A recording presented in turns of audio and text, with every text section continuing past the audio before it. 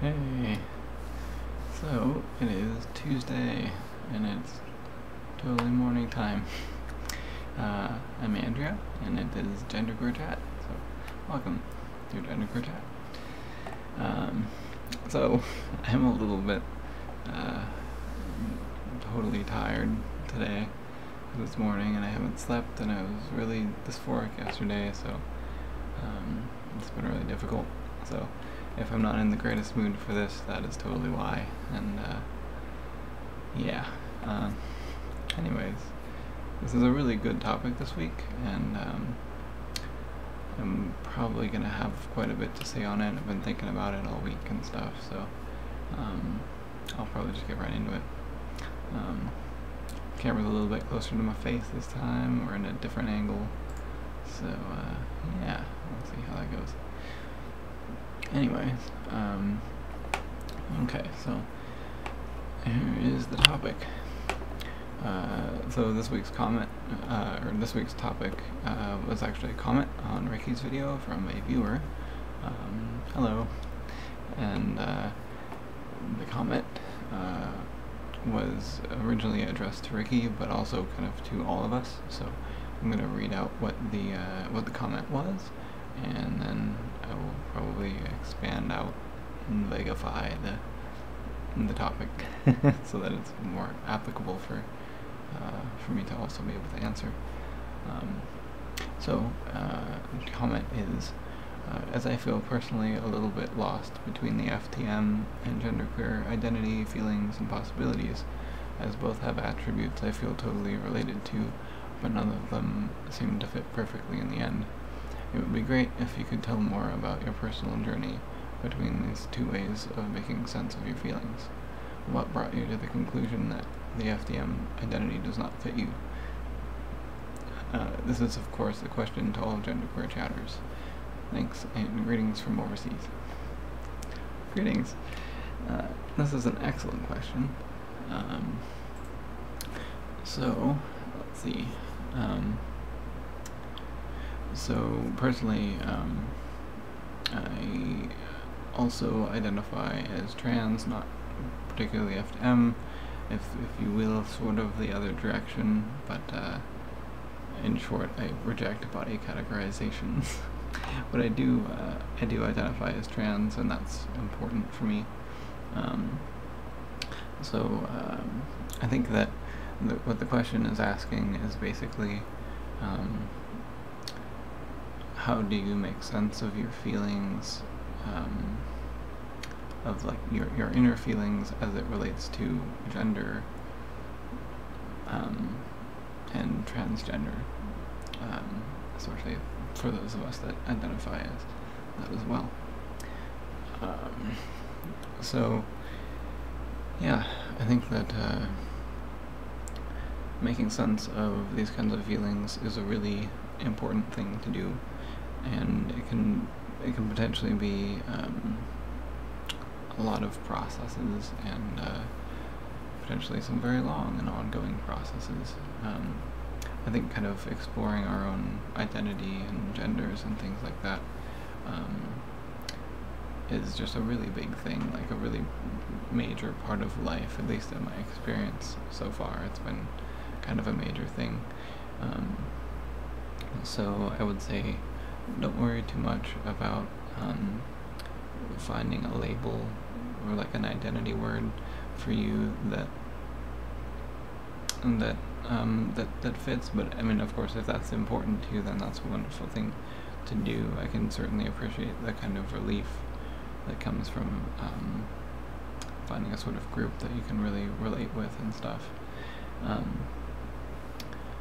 But I guess what I'm saying is that the important thing is those feelings that one is feeling kind of deep down,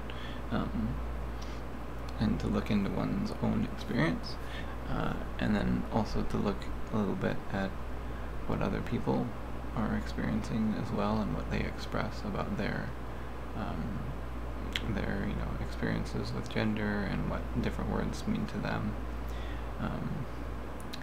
So I think that that's been part of my own process of kind of making sense of these sort of feelings, is like a process of finding out what I'm not and having kind of eureka moments or something like that. Just these wonderful moments of like, oh, this really makes sense to me when I hear so and so express something. It just resonates very deeply in ways with my own experience. So that's kind of how I've mostly gone about making actual sort of progress with understanding my feelings as it relates to any kind of identity words. I definitely started out, I guess, like when I found an online trans community specifically, I kind of what I really kind of did was to notice what people were expressing about a kind of body dysphoria. And the difficult thing was that a lot of people word that as gender dysphoria, which may or may not be like a different thing that some people experience, and some trans people don't experience body dysphoria, and that's perfectly fine. But I do, and that's kind of one thing that jumped out at me. And I didn't know about genderqueer as like a label at that point, but I knew about trans, so I was learning about trans and what that meant, and kind of integrating that into my own experience. So that was doable. I was able to kind of feel like that could integrate, and then I could express things from that, and that made sense for me. But it's kind of more complicated than what I was seeing with these sort of spectrum identities, like the sort of M to F or F to M identities. That's what I mean basically by spectrum, like binary spectrum trans identities. Those seemed to really not fit for me, and I felt really uncomfortable in some way, and I didn't really know what that was. And in retrospect, what that was or part of those uncomfortable feelings was that I felt really uncomfortable with having my body categorized, especially in one of these two ways that society kind of does to people. So yeah, I had a problem with that, and I didn't quite know what that feeling was. There's just lots of feelings.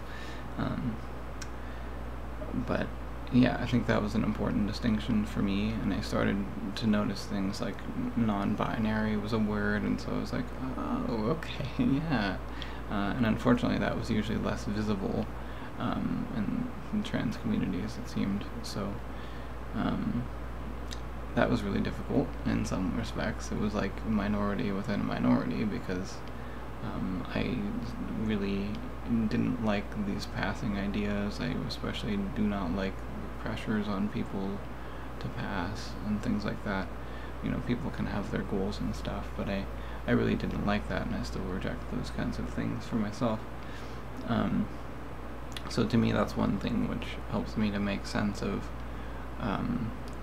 the kind of trans that I'm not, if you will. It's basically the things which are not really a part of my experience, or like how I experience those things helps me to sort of it helps me to understand how I feel about things, and then listening to what other people have to say helps me to understand their experiences as best I can, and then I can get an experience of how there may be differences or similarities. So hopefully this makes sense. Let me know if it doesn't. It's definitely a lot of stuff. All of these kind of identities and things are very difficult to kind of untangle. I think really making sense of your feelings comes down more to actually feeling them for yourself, and maybe making artwork or writing or anything that you can that's safe and helpful for you, talking about these things with people, listening to videos, all this kind of stuff I think can be really helpful to figuring out your own feelings on gender and bodies and things like that. Dysphoria tends to be something that people are generally really reserved about, because it's a private sort of thing and it can be really uncomfortable. But I think there are some blogs out there and stuff like that, and I'm not particularly opposed to talking about my experiences, but it is really, really personal.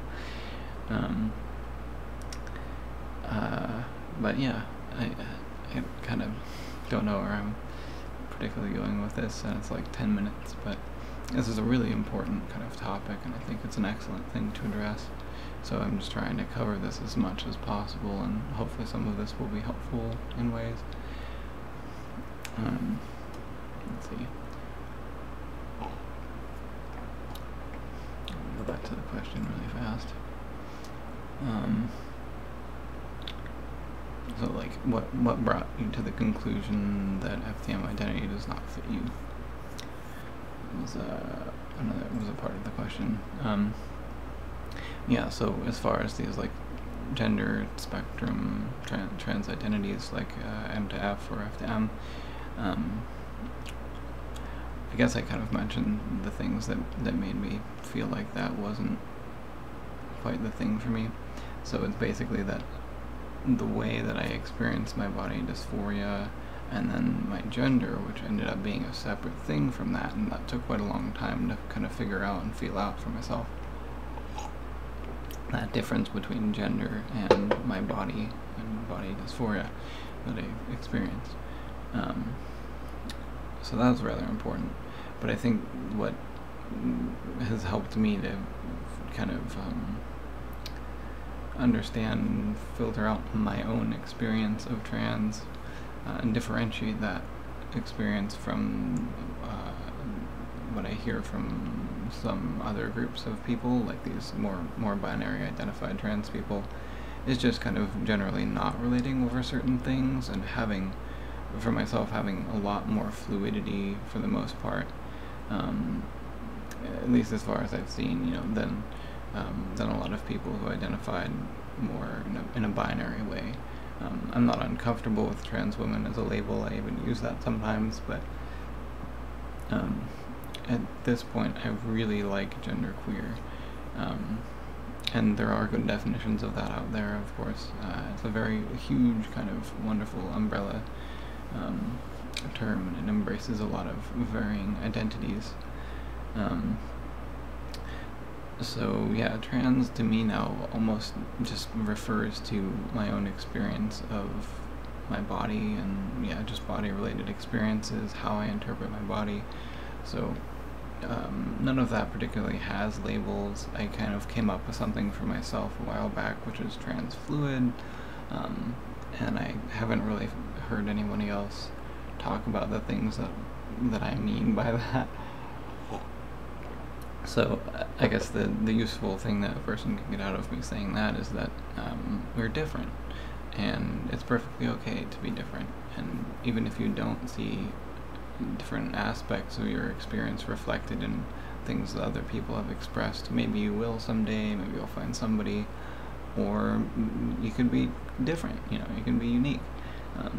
I don't think that it necessarily means a person has to feel isolated because they might not have a word for something yet, or a certain word doesn't feel good for them yet, or they're still incorporating that or feeling it out, seeing if it's good for them. And I think that's another good thing to do. Hopefully this isn't too scattered. You know, to try out different identity words and stuff is good. You know, try things out for yourself, try out different pronouns. Hopefully you have a good group of friends that will respect you and respect changes that you might make.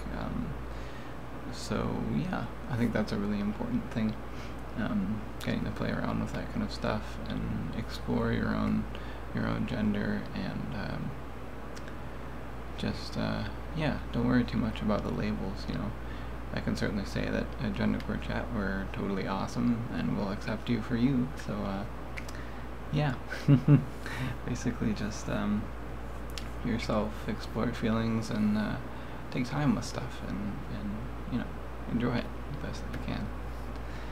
So yeah, I think this is about 15 minutes now. I'm going to cut it short so I don't have to edit. So take care, everybody. Peace.